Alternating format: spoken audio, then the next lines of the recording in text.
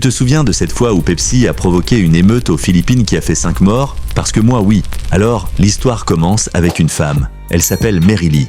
Et Mary Lee a 23 ans quand tout ça commence. Elle vit aux Philippines. Et elle galère. Elle vit dans une cabane en bois près des rails de train avec son mari et leurs 4 enfants. Et tout ce qu'elle veut, c'est une vie meilleure pour sa famille. Et un jour, en 1992, cette meilleure vie semble soudain à portée de main parce que Pepsi, la compagnie de soda, lance un concours où une personne aux Philippines aura la chance de gagner 1 million de pesos, ce qui est une somme qui change une vie dans ce pays à cette époque. Le concours s'appelle Number Fever et le principe est simple. Tu achètes un Pepsi et tu espères que le numéro gagnant est sous la capsule. Ils diffusent donc ces pubs partout dans le pays pour faire passer le message afin que tout le monde commence à acheter du Pepsi. Et ça marche. Les ventes explosent. En fait, les ventes de la compagnie augmentent de presque 40%. Donc ils se font énormément d'argent avec ça. Maintenant, comme je l'ai dit, Mary Lee traverse une période difficile. Elle est au chômage. L'argent de sa famille est en train de s'épuiser. Malgré ça, il décide que ce concours vaut le coup. Et son mari dépense le reste de leur argent pour acheter quelques Pepsi en espérant qu'il remporte le million de pesos.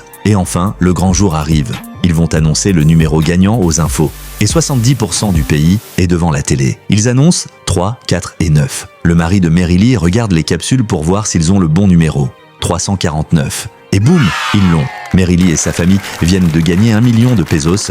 Alors, ils se mettent à crier et à danser dans le salon parce qu'ils vont devenir riches. Ils peuvent enfin créer une meilleure vie pour eux et leurs enfants. Jusqu'à ce que voici la mauvaise nouvelle. Pepsi a vraiment foiré parce que 349 n'était pas censé être le numéro gagnant. Dans un concours comme ça, ils n'impriment normalement qu'une ou 2 capsules gagnantes à l'usine, histoire de ne pas se retrouver avec des milliers de gagnants. Mais Pepsi a choisi le mauvais numéro, 349. Tu veux savoir combien de capsules avec le numéro 349 ont été imprimées? Des centaines de milliers, donc il y a des centaines de milliers de capsules gagnantes en circulation. Et c'est là que ça devient fou, parce qu'environ 486 000 personnes aux Philippines pensent maintenant qu'elles ont gagné 1 million de pesos. Et si Pepsi devait payer tout le monde, ça représenterait environ 486 milliards de pesos, soit environ 19 milliards de dollars US. Et en 1992, Pepsi n'avait clairement pas 19 milliards de dollars à distribuer.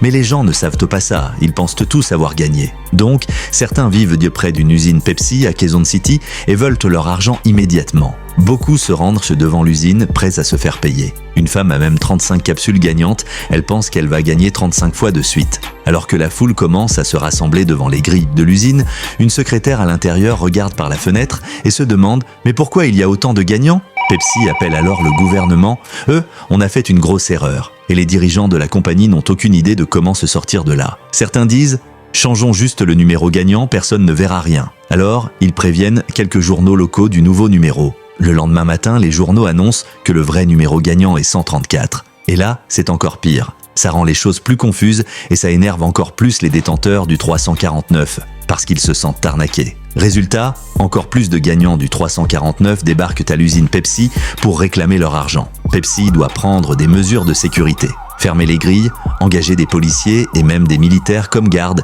parce que la foule est à 2 doigts de devenir violente. Et au fil de la matinée, la foule devient de plus en plus agitée. Certains commencent à jeter des pierres sur le bâtiment. Personne ne part.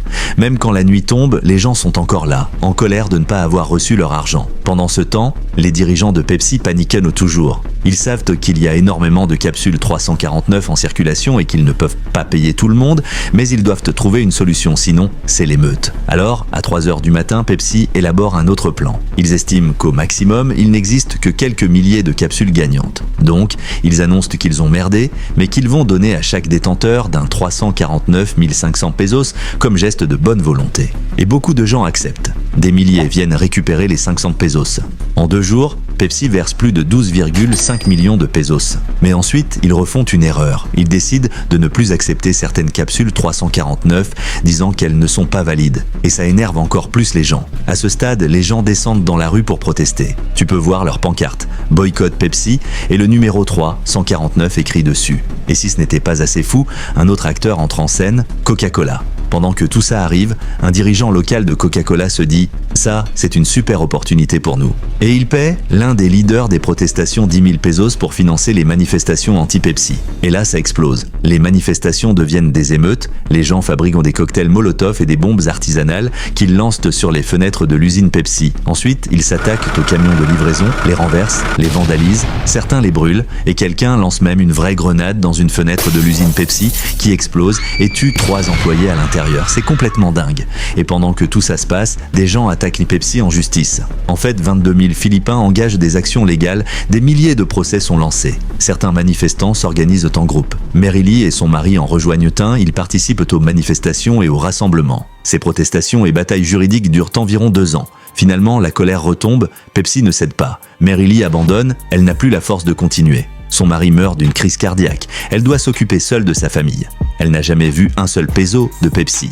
Et en 2006, la Cour suprême des Philippines juge finalement que Pepsi n'est pas responsable et n'est pas tenu de payer des dommages et intérêts. Résultat, des milliers de procès et de plaintes criminelles sont rejetés. Au final, 5 personnes sont mortes à cause de ces émeutes. Pepsi a seulement payé une amende d'environ 150 000 pesos et quelques petites compensations à quelques plaignants, mais pas grand-chose. En gros, ils s'en sont sortis presque indemnes.